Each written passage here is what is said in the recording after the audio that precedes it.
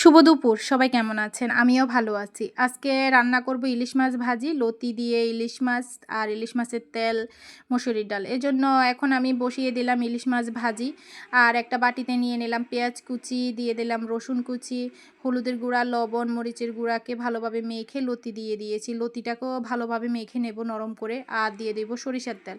সরিষার তেলটা দিয়ে লতিটাকে মেখে এখন কাঁচা মাছ দিয়ে দেব। মাছগুলাকেও মেখে একপাশে কিছুক্ষণের জন্য রেখে দেব। এখন আমি যে ইলিশ মাছগুলা ভাজির জন্য দিয়েছি, এখন এগুলো উল্টে পাল্টে দেব। ইলিশ মাছ যে ভাজিটা আস্তে জাল দিয়ে রান্না করতে হয়। এখন আমি বসিয়ে দেব লতি দিয়ে ইলিশ মাছের তরকারিটা। এখন ইলিশ মাছের তরকারিটা দেওয়ার পরে সামান্য একটু জল দিয়ে দেব, বাটিতে যে জলটা রেখেছি। এখন ভালোভাবে মাছটা কষিয়ে নেব, কারণ কাঁচা মাছ রান্না করছি লতি দিয়ে।